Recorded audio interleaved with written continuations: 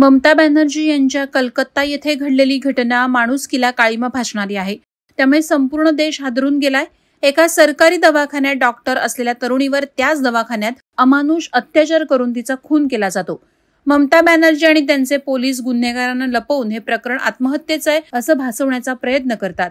तेथील व्यवस्था बरबटलेली आहे असा आरोप विरोधकांमार्फत करण्यात येत आहे. मुख्यमंत्री म्हणून जबाबदारी विचारली असता त्या मुलीच्या कुटुंबियांना 10 लाख रुपये दिले. ती मुलगी तर परत येणार नाही असं निर्लज्ज आणि संतापजनक विधान ममता बॅनर्जी यांनी केलं, जे जनमानसाला चीड आणणारं नक्कीच आहे. मात्र शरद पवार गट राष्ट्रवादीच्या नेत्या सुप्रिया सुळे यांनी ममता बॅनर्जींचं समर्थन केलंय. ममता बॅनर्जी संवेदनशील नेता असल्याचं वक्तव्य त्यांनी केलंय. अशा घटना होत राहतात असं म्हणून त्यांनी प्रकरण उडवून लावल्याने महाराष्ट्रात त्यांच्या या वक्तव्याबद्दल प्रचंड संताप व्यक्त होतोय. सुप्रिया सुळे, ममता बॅनर्जी या महिला नेत्यांची महिलांबाबतची संवेदनशीलता फक्त दिखाऊ आहे. त्या मुलीच्या आई वडिलांच्या भावनांचा आणि त्या तरुणीच्या जीवाची किंमत 10 लाख लावतात. हे अत्याचारापेक्षा भयानक आहे.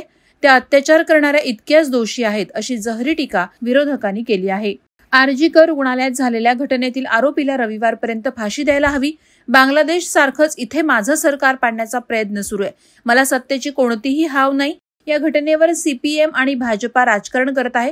आरजीकर रुग्णालयातील हल्ल्यामागे राम आणि वाम यांचा हात आहे अशी विधानं मुख्यमंत्री ममता बॅनर्जी यांनी गेल्या 2 दिवसात केलीत.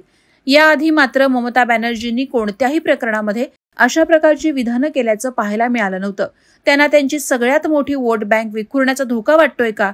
सलग 3ऱ्या कार्यकाळात पहिल्यांदाच त्यांना अशा खडतर आव्हानाचा सामना करावा लागतोय का? आरोपीला फाशी व्हावी या मागणीसाठी ममता बॅनर्जी रस्त्यावर उतरल्या.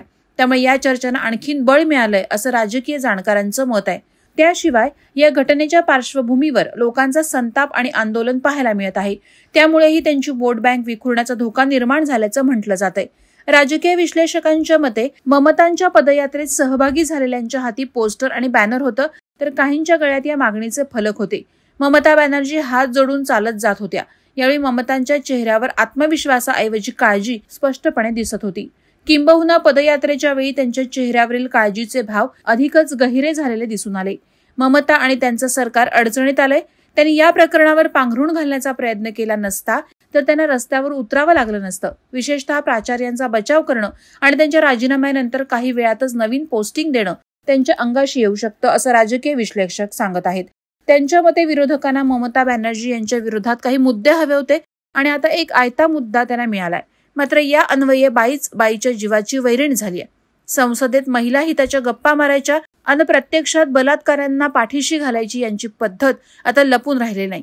संपूर्ण देश यांचा दुटप्पीपणा पाहतो आहे अशी टीका सातत्यानं या महिला नेत्यांवर आता सामान्य नागरिक देखील करू लागले आहेत.